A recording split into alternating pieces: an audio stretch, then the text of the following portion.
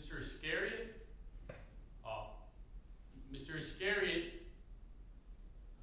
Mr. Iscariot, I don't know if you can hear me, but I just wanted to introduce myself, if I could.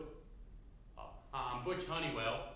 I was the foreman of the jury at the trial there, and, well, we found you guilty, Mr. Iscariot. I'm really sorry about that. Oh, I bought you a bottle of whiskey. I guess it's more of a half a bottle of whiskey now, but I'll just set it down here. Okay, then.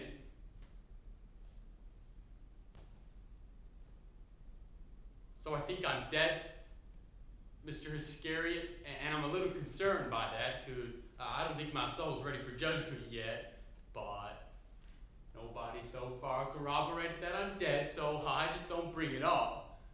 But the fact is, Mr. Iscariot, if this is a dream, then this is the longest damn dream I've ever endured. And really, I just really miss my wife. Is it right if I tell you that? I remember. I was with these two girls that night. That night I first seen my wife, Mr. Iscariot.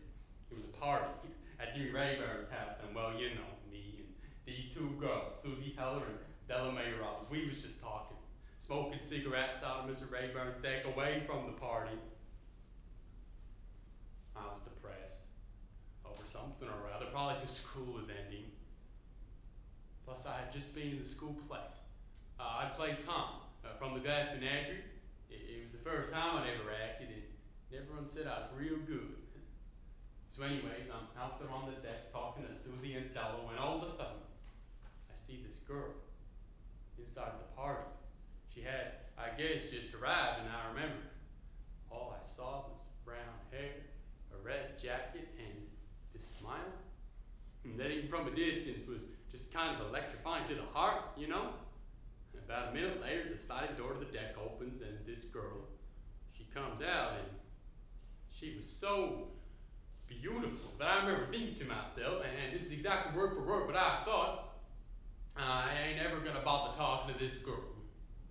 So she comes over, and, well, she says hello, and I just excused myself right off the deck, fixing to say my goodbyes and skedaddle, but Jimmy handed me a beer, and, well, before you know it, you know, bong hits and whatnot, and anyways, a little later, I'm sitting there on the couch when this girl, my future wife, she just comes up to me by herself, and she says, "I saw you in that play the other night.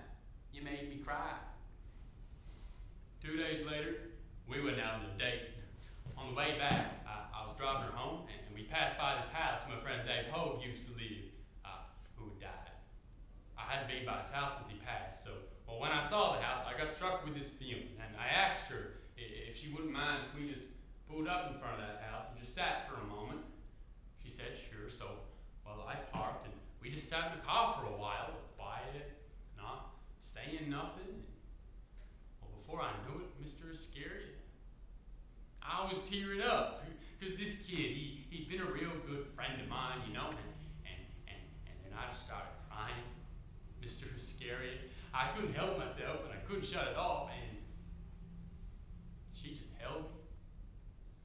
Well, tears and snot and whatnot just poured out of me onto her little white sweater, and she didn't mind about that. She didn't mind about that at all. At some point, I drove her home, and we got to her door, and we started to kiss. And, well, God, it was like peaches and dynamite. Before I left, I apologized to her about the crying and all, and she said, "Don't be a jackass, Butch Honeywell." I smiled, but they went on to explain my meaning, which was, well, if you want a girl to think you're sensitive or something, then maybe taking her to the house of your dead friend and crying all over a pretty white sweater might be a good way to pull it off. And you know what she said, Mr. Iscariot? She looked at me for a good long while with them all the way dazzling eyes of hers, and she said, "Well, if it was a trick, then I trade. 3 years into our marriage, I took a job teaching at the state college. I was popular with the students because, well, I found a way to make them want to learn. One night, at the end of the semester, they took me out for beers. I ended up having an assignation with one of the co-eds, a young lady named Lucy.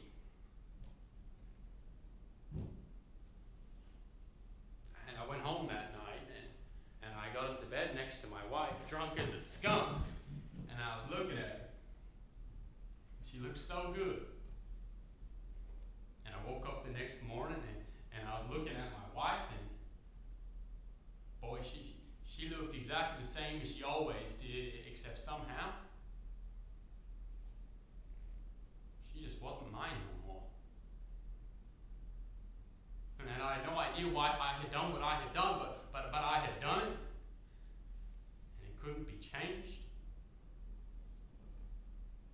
God, I tried a lot of things to make it better.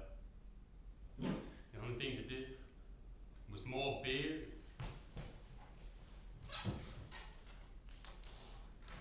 and more women. Do you know who W.H. Auden was, Mr. Iscariot? W.H. Auden was a poet who once said, "God may reduce you on Judgment Day to tears of shame, reciting by heart the poems you would have written had your life been good." She was my poem. Mr. Iscariot, her and the kids, but mostly her. You cast in silver, Mr. Iscariot, but me? Me, I threw away gold.